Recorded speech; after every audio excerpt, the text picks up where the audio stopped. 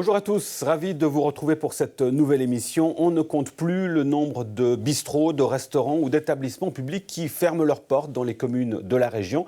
Et beaucoup de communes s'activent justement pour trouver des repreneurs, car c'est l'entier de la vie d'une commune parfois qui est en jeu avec la fermeture de ces établissements. On va prendre l'exemple de deux communes aujourd'hui avec deux de ses représentants, à commencer par François Roch. Bonjour. Bonjour. Vous êtes le syndic de Perrois et à vos côtés, Michael Duc. Bonjour à vous. Bonjour. Vous êtes le municipal en charge des bâtiments à Tartenien qui vient tout juste de voter un crédit d'études de 80 000 francs pour un nouveau bistrot, puisque c'est la fermeture du Serpolet qui sera effectif ce week-end.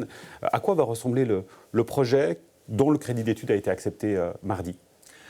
Alors exactement, donc, le contexte actuel, donc, le Serpolet ferme dimanche, c'est notre unique restaurant, un lieu de vie, un lieu de rencontre et une vitrine pour les vignerons de la commune. Certains disent d'ailleurs on ne peut pas imaginer un bistrot, qu'il n'y ait pas de bistrot à Tartenien, pays du bon vin. On peut comprendre. Exactement, oui. Ouais. On l'a entendu plusieurs fois, notre syndic l'a aussi rappelé au conseil. Et donc, lié au contexte actuel, on avait plusieurs variantes qui s'offraient à nous. Déjà, le bâtiment actuel qui abrite le Serpolet qui était à vendre. Mais le prix d'achat offert par le propriétaire était un peu élevé pour les finances communales. On a encore d'autres remboursements et on ne pouvait pas se permettre cet achat avec les travaux liés à une nouvelle auberge dans ce bâtiment. Donc là, c'est l'ouverture de ce restaurant à terme, donc on parle de 2021, dans le bâtiment communal. Oui. Donc le plan B, transformation du bâtiment communal, donc déplacement de l'administration communale au premier étage et création d'une auberge peinte dans les locaux de l'administration actuelle, avec une terrasse, pergola. On ne sait pas encore tous les détails, ça on verra dans l'étude, dans le crédit qu'on a fait voter mardi soir lors du conseil. Effectivement, alors on est au tout début de ce processus concernant Tartenien. À Perrois, on est plus avancé, François Roch. Alors on avait le restaurant de la plage qui avait fermé. En attendant, vous aviez mis en place une buvette durant l'été. Où en est-on aujourd'hui avec le projet de futur restaurant justement à la plage de Perrois ? Alors le projet il est prêt, le financement a été validé par le conseil communal il y a déjà un petit moment, mais il a été marqué par des oppositions.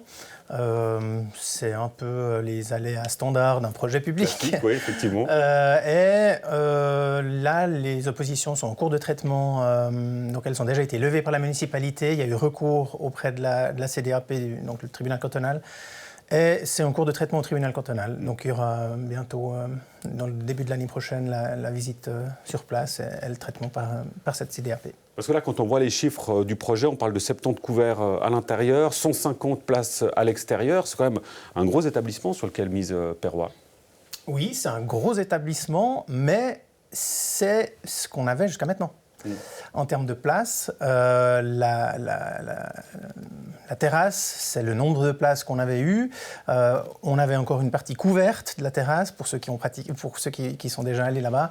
Et puis la partie intérieure qui était très peu utilisée, c'était un restaurant qui n'était pas isolé, c'était pas fait pour être ouvert toute l'année, etc. Donc si on additionne toutes ces places, on arrive au même nombre de places. Il y aura un petit peu plus de place à l'intérieur puisqu'on a couplé l'intérieur et le couvert.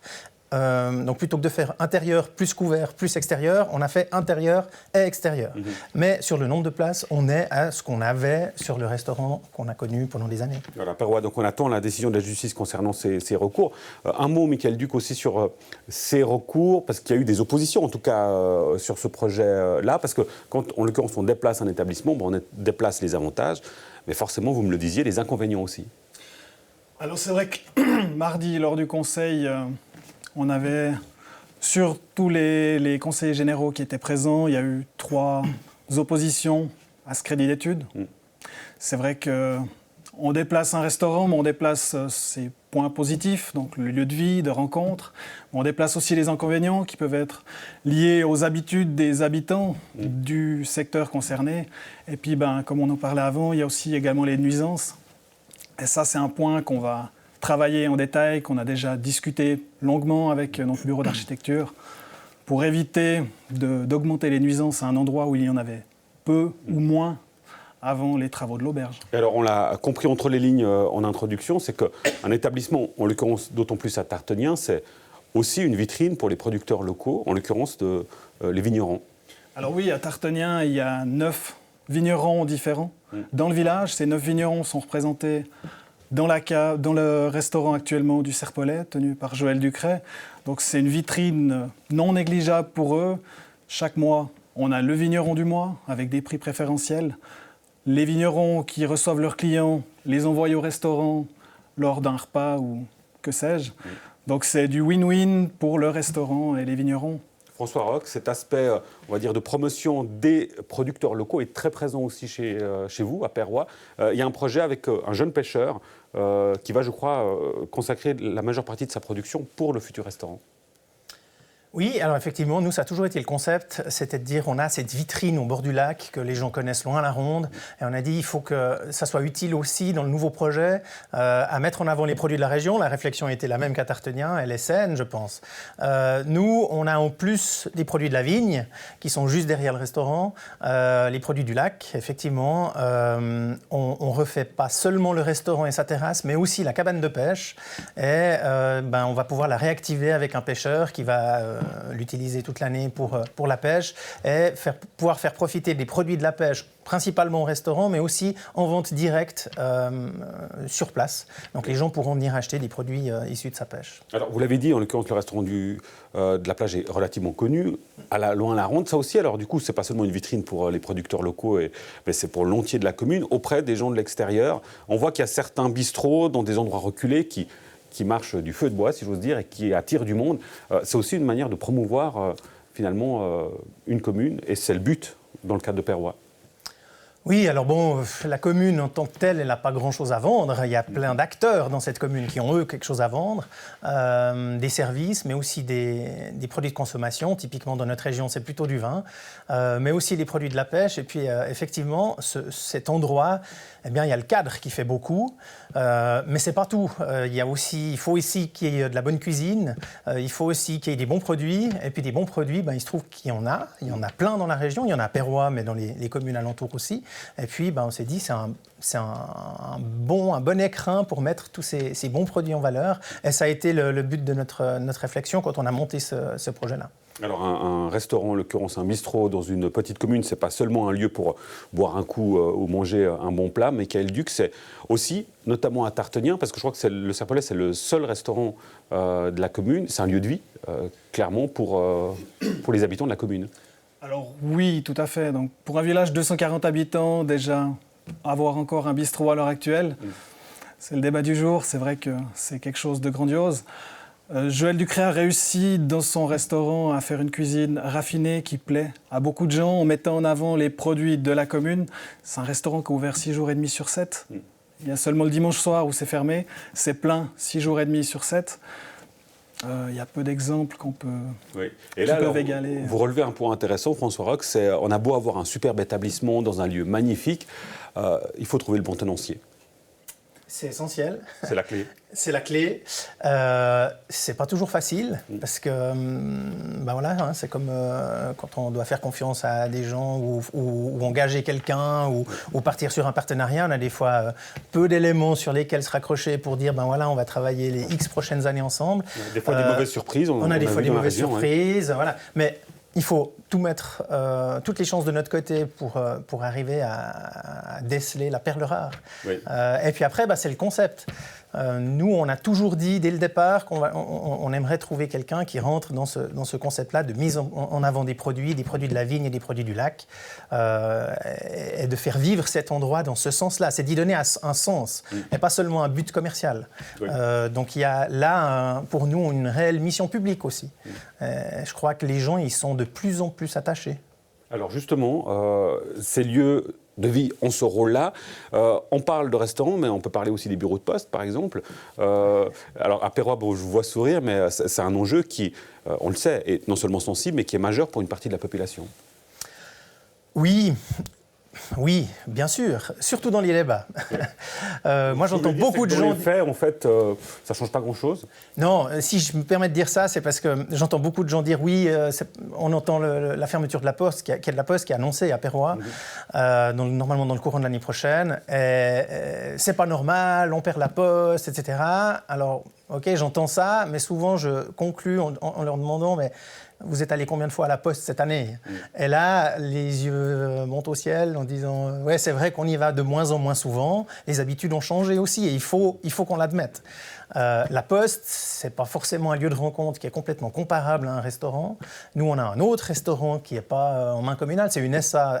La commune a acheté des parts de cette SA, mais on est minoritaire là-dedans. Mais le vrai lieu de rencontre pour notre village, c'est plus le restaurant de la Passade que le restaurant de la plage. Oui. Bien qu'en été, les choses basculent un peu. Mais la Poste, c'est un endroit où on se croise plus qu'on se rencontre, on va dire. C'est un symbole plus qu'autre chose, en fait, de ce que vous dites. Oui, c'est un symbole. Et puis, je crois que la Poste fait partie du village depuis des décennies. Et puis, de voir ce changement-là, on n'y est pas toujours prêt.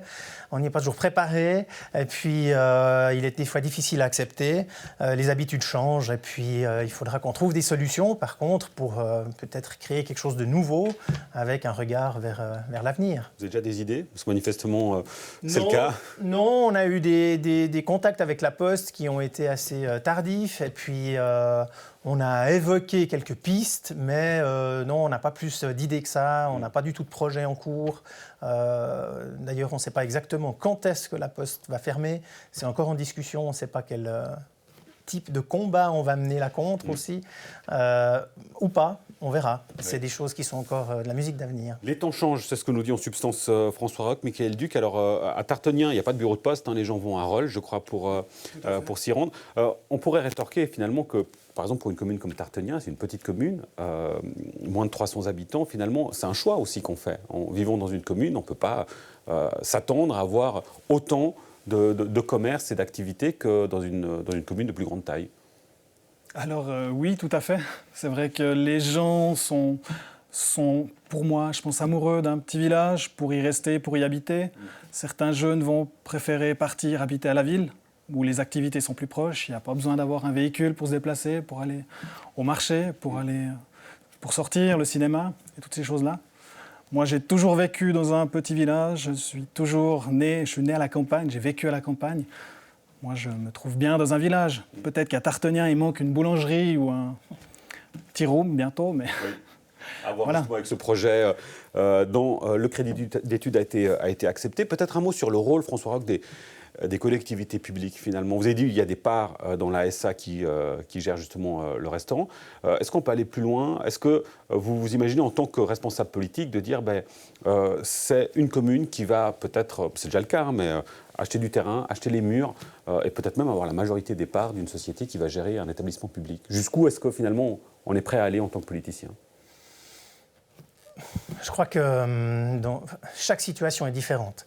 La Passade, les murs de la Passade à l'époque appartenaient à la commune. Ils ont été vendus en 1948, sauf erreur, par une mise aux enchères. Il y avait l'auberge en dessous et puis la salle communale au premier étage. Et puis cet établissement a été vendu aux enchères pour pouvoir avoir le financement pour construire la salle communale d'aujourd'hui. Ensuite, ça a été racheté par des privés. Et puis, il y a déjà quelques années maintenant, une SA a été montée. Et puis là, la commune s'est posé la question en se disant est-ce qu'on rachète ça ou est-ce qu'on y participe? La réflexion était de dire il faut que les acteurs principaux d'un établissement comme ça puissent avoir les coups des franches. Et c'est quand même plus difficile quand les murs appartiennent à une collectivité publique. On sait que les collectivités publiques ne sont pas les plus réactives quand il faut faire des travaux. Ce n'est pas forcément eux qui font les travaux les plus simples et les moins chers. Et donc, il y a une répercussion sur le loyer. Et finalement, la clé, elle est là. Il y a toujours un loyer à la clé. Et l'action des collectivités publiques, elle est là. Est-ce qu'on veut vraiment avoir une activité et quel prix on est prêt à mettre pour ça? Parce que si on met des loyers au prix du marché, eh bien, c'est malheureusement trop souvent le cas dans des communes et les tenanciers n'arrivent pas, ou trop rarement. Et là, c'est souvent le cas où il y a trop de mouvements, trop de changements de tenanciers, et c'est jamais bon pour un commerce, que ce soit pour une auberge, une épicerie ou une boulangerie. Nous, on a aussi la chance d'avoir une boulangerie et une épicerie, ça marche bien, mais on pratique des loyers qui permettent l'activité de ce commerce, clairement. Et c'est peut-être là où arrive le soutien justement des collectivités publiques sur ce genre d'éléments. Michael Duc, peut-être un dernier élément sur ce monde qui bouge. On a dans des petites communes, alors il y a des questions financières. On sait qu'il y a beaucoup de soucis au niveau financier. On ne va pas revenir sur les péréquations financières, sur la facture sociale. Et puis les questions de fusion. Alors c'est le cas aussi, en l'occurrence à Tartenien. On est dans un mouvement global où tout bouge. Et finalement, c'est peut-être plus compliqué en tant que responsable politique de pouvoir anticiper. Parce qu'on attend plein de réponses sur le plan financier, sur le plan notamment de tout ce qui est justement fusion de communes. C'est pas un peu compliqué justement d'avoir une vision à long terme en tant que politicien? Alors, vision à long terme, oui, tout à fait. Donc c'est vrai qu'avec Roll, comme tout le monde le sait, ça a été dit dans la presse. Donc le projet de fusion actuellement est en stand-by. Et nous, quand on a fait nos différentes recherches, nos différentes variantes pour l'auberge, on a aussi pris ce cas de figure en compte, voilà, exactement. Parce qu'on avait 2 variantes différentes pour l'établissement. Un établissement sur 2 étages. Mais si on utilise le deuxième, enfin le premier étage, on n'aurait plus de place pour notre administration. Mais si on fusionne, on n'a plus besoin de place pour l'administration. Oui. Donc, c'est des variantes qu'on a dû prendre en compte. Mais après, il y a aussi le prix qui rentrait en ligne de compte. Naturellement, tous ces éléments-là qui font qu'on est encore en attente. Alors, en l'occurrence, le crédit d'études a été voté, on le rappelle, mardi pour Tartenien, avec des éléments. On va suivre évidemment le dossier ces prochains temps. Et puis du côté de Perrois, on l'aura compris, c'est une décision de justice qui est attendue. Puis après, ce sera les coups des franches, si on veut, pour le futur restaurant de la plage. Messieurs, merci beaucoup. François Roch, syndic de Perrois, et Michael Duc, municipal en charge des bâtiments à Tartenien. Je vous souhaite d'ores et déjà de bonnes fêtes de fin d'année. Merci à vous de nous avoir suivis. On se retrouve l'année prochaine. Non, la semaine prochaine d'abord, pour la dernière émission de l'année. D'ici là, très bonne suite de programmes sur NRTV. À jeudi prochain.